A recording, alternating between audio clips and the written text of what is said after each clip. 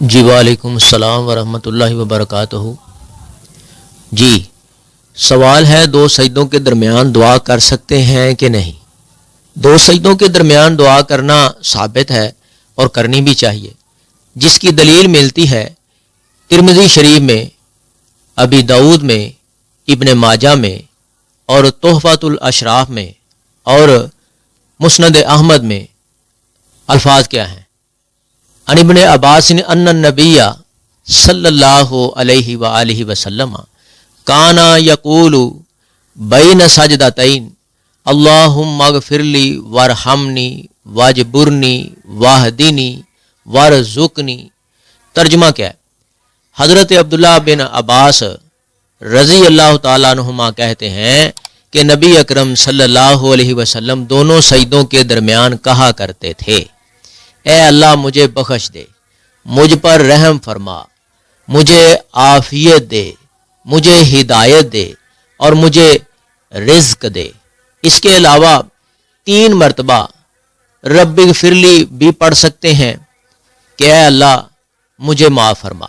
تو پیارے بھائی، جو نبی کریم صلی اللہ علیہ وآلہ وسلم سے ہمیں ملا ہے، کم از کم اس کے اوپر تو ہم عمل کریں نا، اور جو صحیح سند کے ساتھ ہو، ثابت ہو جائے، مضبوط ہو، دلیل بھی ملتی ہو، تو پھر فرقہ واریت میں نہیں پڑھنا چاہیے۔ ایک طرف کہتے ہیں کہ دعا کرنی چاہیے، دوسری طرف نماز میں پوری دعائیں نہیں پڑھتے۔ مجھے سمجھ نہیں آتی ان بندوں کی، آدمیوں کی۔ پیارے بھائیوں، نبی کریم صلی اللہ علیہ وسلم نے فرمایا ہے کہ میری طرف سے تمہیں ایک ہی آیت پہنچی ہے، بلغوا انی ولو آیا، میری طرف سے ایک آیت پہنچی ہے، ایک ٹکڑا پہنچا ہے، تو تمہارا کام ہے اس کو آگے پہنچانا، ٹھیک ہے؟ پھر نبی کریم صلی اللہ علیہ وسلم نے فرمایا علیکم بسنتی، میری سنت تمہارے اوپر لازم ہے۔ لازم سے کیا مراد ہے؟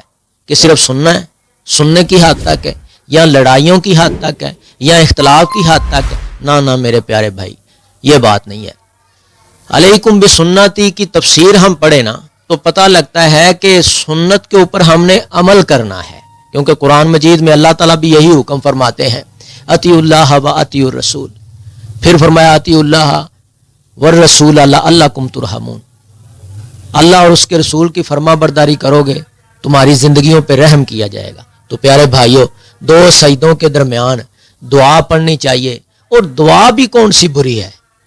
اس میں ایک تو دلیل ملتی ہے کہ آقا علیہ السلام کا عمل ہے، پھر اس میں کیا ہے کہ بندہ جب کہتا ہے اللہم اغفر لی، اے اللہ مجھے بخش دے، پھر وہ کہتا ہے وارحمنی، مجھ پر رحم فرما، واجبرنی واہدنی وارزقنی، کیا کہتا ہے؟ مجھے عافیت دے، مجھے ہدایت دے، مجھے رزق دے۔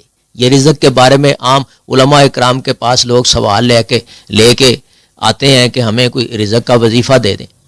پیارے بھائیوں، نماز 5 وقت پڑھو، اس میں یہ دعائیں پڑھو، اور انشاءاللہ الرحمن تمہیں اللہ رزق کی فراوانی عطا کرے گا انشاءاللہ۔